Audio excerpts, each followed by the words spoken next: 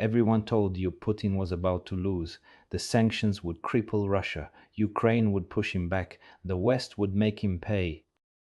And yet 3 years in, Putin is winning. Not barely, actually winning. So I want to ask a question that nobody really wants to answer honestly. Is Putin just smarter than everyone around him? Or is something else going on here?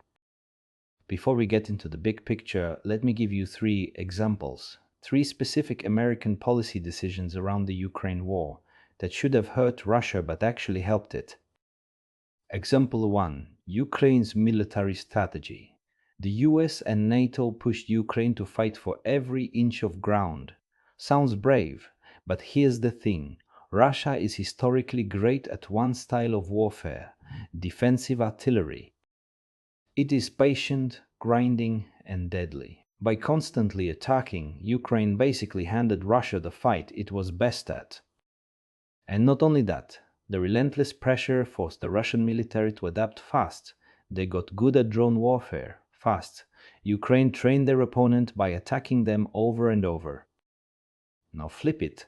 If America had stayed out completely, Russia probably rolls through eastern Ukraine in 6 months, gets overextended, supply lines fall apart, soldiers go hungry and demoralized. The Ukrainian resistance could have quietly bled Russia dry with guerrilla tactics. Ukraine might have actually won. Instead, by jumping in the way it did, America gave Russia a reason to modernize its military on the battlefield. Example 2. The sanctions. America went after the Russian business elite, the oligarchs, freezing assets, blacklisting names, cutting them off from the Western financial world they loved. Here is the problem. The oligarchs had never been Putin's biggest fans. They liked their London mansions and their Swiss bank accounts. Left alone, they would have become a quiet economic resistance, an internal pressure on Putin. But the moment America came after them, they had no choice. They rallied around Putin. Overnight, America turned potential internal enemies into loyal supporters. Compare that to China. America's trade war with China went after the economy broadly, not specific individuals. And what happened? The Chinese business elite actually grew more frustrated with Xi Jinping. Example 3. The Nord Stream pipeline. America blew it up, everybody knows it. And what happened? The German people, who might have gradually turned against Russia as their energy bills climbed, instead looked around and realized America just destroyed our economy for us. The blame shifted. Germany started resenting its own ally. And here is why that matters long term. The one alliance that could genuinely challenge American power in Europe is a Germany-Russia partnership. By blowing up that pipeline, America may have accidentally pushed those two nations toward each other. So the question is obvious. Why does American policy toward Russia keep backfiring when American policy toward China is actually quite clever? That paradox leads us to 3 big questions about Putin himself. Where did he come from? How does a man from a lower middle-class family in St. Petersburg end up as the most powerful man in Russia? What does he actually want? Why Ukraine? Why now? And where is this all going?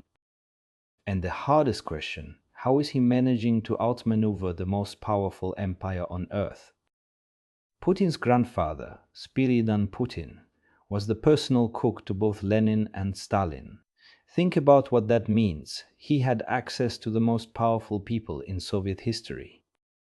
He could do favors. He could save careers and lives. He was deeply trusted, almost certainly connected to the KGB. And he survived, never purged, never arrested. Putin's mother was a devout Christian who secretly baptized him. Putin still wears that baptismal cross today. During World War II, when Hitler's armies came within inches of destroying the Soviet Union, Stalin had to reach back to the Orthodox Church to inspire the Russian people. He needed something beyond communist ideology. He needed the Church's power to frame the war as a holy struggle, Moscow as the Third Rome, the war against the Nazis as a spiritual war between Christian civilization and the forces of darkness. Then Stalin died. possibly poisoned by colleagues who feared him. And in Orthodox tradition, that just makes the Messiah story stronger. Jesus had to die before the world believed. The hypothesis after Stalin, a secret network inside the Orthodox Church and the KGB started looking for his successor. Someone who could restore what they called the Byzantine Empire, Moscow's ancient destiny as the center of the Orthodox world. They found Putin, nurtured him, elevated him when the time was right, when the Yeltsin regime was collapsing and Russia needed a new face. Now here is where a prophecy enters the picture. There is an Orthodox prophecy, often attributed to a Greek monk named Paisios of Mount Athos, that describes Russia going to war with Turkey. Russia wins. Constantinople is returned to the Orthodox world. The great cathedral Hagia Sophia, currently a mosque, becomes a church again. The Orthodox world unifies under Russia. Here is the thing about this prophecy. It does not really sound like a prophecy. It sounds like a plan. Look at the trajectory of the war in Ukraine right now. The next big fight is likely to be Odessa. If Russia takes Odessa, it controls the entire Black Sea coastline. Ukraine is finished as an independent economic power. NATO makes its last stand there, and if it fails, the political fallout in France, Britain, Poland could be enormous. Civil unrest, possible collapse. And Turkey gets dragged in as a NATO member, which gives Putin exactly the confrontation he may have always wanted. Russia does not even need to win every battle. It just needs to make the war long enough that NATO countries implode from within. And then, in that vacuum, the prophecy begins to fulfill itself.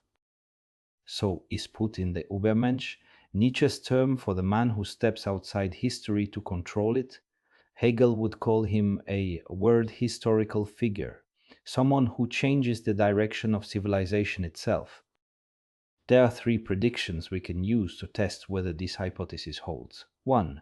The war shifts decisively toward Odessa and becomes the final NATO-Russia showdown. 2. Russia and China eventually fall out, because if this is a war for the soul of civilization, an atheist materialist China is no real ally. 3. Russia will defend Iran at all costs, because in this worldview, Iran and Russia are fighting the same spiritual battle against a world without God. Watch those three things. If all three happen, the hypothesis is looking a lot less like a conspiracy and a lot more like a roadmap. Whether or not you believe Putin sees himself as the second coming of Stalin, one thing is clear, he is playing a very long game, and right now,